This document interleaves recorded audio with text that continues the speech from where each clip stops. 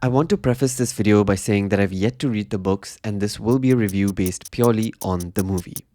Dune 2 continues the story of Paul Atreides' journey to join and eventually lead the Fremen as Lisan al-Gaib. The movie was highly anticipated, especially given its delayed release due to last year's strikes, but it's finally here and doesn't disappoint.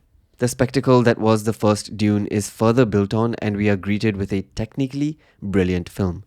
There is absolutely no doubt that Greig Fraser's cinematography paired with the seamless VFX allows the audience to be treated visually. I had the privilege of watching this in IMAX and was deeply immersed in the world of Dune.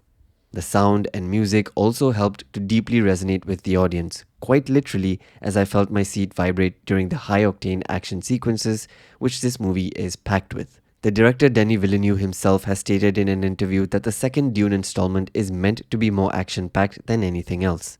While the set pieces are stellar and is a filmmaking marvel, it's this very reason that makes me take off a few points from this movie. Action is great, but story is always king. And while there is a definite push forward from a narrative perspective, similar to the first Dune installment, this movie also feels like it's setting up for an even bigger movie because despite its long runtime of close to 3 hours, it felt like it could have gone on more as the story aspect felt a little lacking. I would have loved to have seen the Emperor and the Princess and the political side of the story a lot more, especially with several mentions of the other great houses.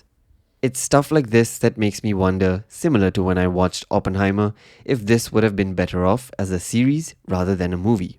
Because while I have no issues with a longer runtime, it did feel like the movie was skipping through key aspects, expecting the audience to catch up.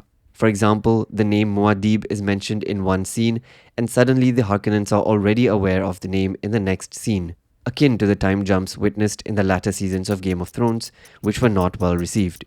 It's editing issues like this that didn't leave me with a wow by the end of the film. And a minor note to add is that although all actors did a wonderful job, especially Javier Bardem, who was so naturally funny on screen, Austin Butler's deep voice was so similar to Stellan Skarsgård's that several off-screen dialogues felt like it was coming from the Baron when it was in fact from Fayed Rauta.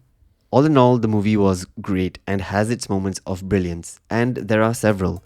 But it's those minor ticks that made me feel yearning for more.